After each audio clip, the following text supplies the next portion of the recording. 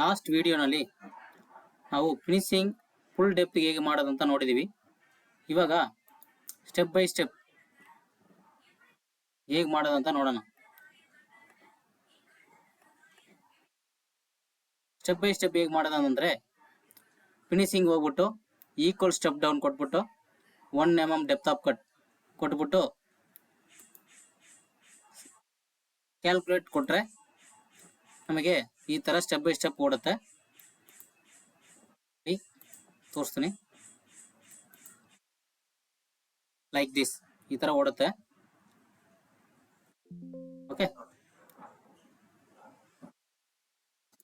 Next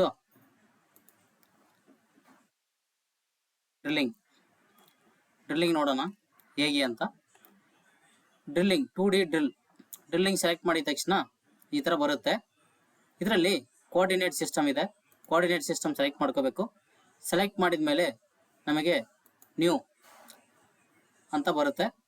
ಇದರಲ್ಲಿ 3 option ಇದೆ. ಒಂದು pick position, 3 point circumference, multi position smart space and all circles and all centres.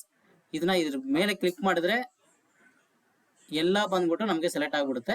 ನಮಗೆ ಯಾವ್ದು required ಇದೆಯೋ ಅದನ್ನ ಮಾತ್ರ ನಾವು ಸೆಲೆಕ್ಟ್ ಮಾಡೋಣ.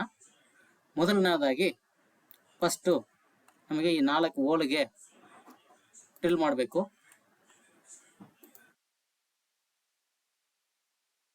ನಾನು ಇಂಡಿವಿಜುವಲ್ ಆಗಿ ಸೆಲೆಕ್ಟ್ ಮಾಡ್ತಾ ಇದ್ದೀನಿ. ಈ ಪೇಸ್ಟ್ನ ಸೆಲೆಕ್ಟ್ ಮಾಡಿದ್ರೆ ಆಟೋಮೆಟಿಕ್ ಆಗಿ ಎಲ್ಲ ಡ್ರಿಲ್ ಪಾಯಿಂಟ್ಸು ಅದೇ ಸೆಲೆಕ್ಟ್ ಆಗಿಬಿಡುತ್ತೆ. ಬಟ್ ನಿಮ್ಗೆ ಎನ್ಶ್ಯೂರ್ ಮಾಡೋದಕ್ಕೋಸ್ಕರ ಇವಾಗ ಹೇಳ್ಕೊಡ್ತಾ ಇದ್ದೀನಿ. Okay, next drill size tool select ಮಾಡ್ಕೋಬೇಕು. ನೀವು ಕಾರ್ಬೈಡ್ ಡ್ರಿಲ್ ಹಾಕೋದಿದ್ರೆ ಡೈರೆಕ್ಟ್ ಆಗಿ ಡ್ರಿಲ್ನ ಸೆಲೆಕ್ಟ್ ಮಾಡ್ಕೋಬಹುದು. ಇಲ್ಲ ಅಂತಂದ್ರೆ ಸೆಂಟ್ರ್ ಡ್ರಿಲ್ ಹಾಕ್ಬಿಟ್ಟು ಮಾಡ್ಬೋದು. ನಾನು ಡೈರೆಕ್ಟ್ ಆಗಿ ಕಾರ್ಬೈಡ್ ಡ್ರಿಲ್ ಮಾಡೋಕ್ಕೆ ಪ್ಲಾನ್ ಮಾಡ್ತಾ ಇದ್ದೀನಿ. ಡ್ರಿಲ್ ಸೈಜ್ ಬಂದ್ಬಿಟ್ಟು 10.5. ಇಲ್ಲಿ 10.5 ಡ್ರಿಲ್ ಅಂತ ಬರ್ಕೊಂಬಿಡೋಣ. ಓಕೆ, ನೆಕ್ಸ್ಟು ಪೀಡು ಡಿಪೈನ್ ಮಾಡಬೇಕು. ಓಕೆ, ನಾನು ಅಪ್ರಾಕ್ಸಿಮೇಟ್ ಆಗಿ ಒಂದು ಸ್ಪೀಡ್ ಕೊಡ್ತಾ ಇದ್ದೀನಿ. ನೀವು ಆ ಮೆಟೀರಿಯಲ್ ಯಾವುದಂತ ನೋಡಿಕೊಂಡು ಅದಕ್ಕೆ ತಕ್ಕನಂಗೆ ಸ್ಪೀಡ್ನ ಡಿಪೈನ್ ಮಾಡ್ಕೋಬಹುದು. ಅಪ್ಪರ್ ಲೆವೆಲ್ ನಮಗೆ ಇದೆ upper level. Okay, next drill depth ಅಂತಂದರೆ ಇದು ಓಪನ್ ಆಗಬೇಕು. ನಾನು ಆಲ್ರೆಡಿ ಫುಲ್ ಡೆಪ್ತ್ವರೆಗೆ ಸೆಲೆಕ್ಟ್ ಮಾಡಿದ್ದೀನಿ. ಪ್ಲಸ್ ಆ ಕೋನ್ ಆ್ಯಂಗಲ್ ಒಂದು 2.5 mm ಡೌನ್ಗೆ ಹೋಗಬೇಕು. ಅದಕ್ಕೆ ತಕ್ಕನಂಗೆ ನೀವು ಕ್ಲಾಂಪಿಂಗ್ನ ಡಿಪೈನ್ ಮಾಡ್ಕೋಬೇಕು. ಇವಾಗ ನಮಗೆ G83 ಸೈಕಲಲ್ಲಿ ಓಡಬೇಕು. ಅದಕ್ಕೆ ಈ ಥರ ಒಂದು ಡೈಲಾಗ್ ಬಾಕ್ಸ್ ಓಪನ್ ಆಗಿದೆ. ಇದರಲ್ಲಿ ಸ್ಟೆಪ್ ಡೌನ್ ಕೊಡಬೇಕು.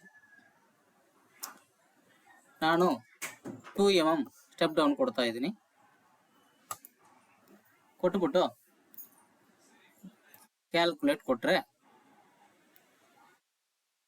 ನಮಗೆ ಈ ಥರ ಬರುತ್ತೆ. ಓಕೆ, ನೋಡಿ ಈ ಥರ ಬರುತ್ತೆ. ಸಿಮ್ಯುಲೇಟ್ ಮಾಡಿ ನೋಡೋಣ. ಸ್ಲೋ ಮೋಷನ್ ತೋರಿಸ್ತೀನಿ.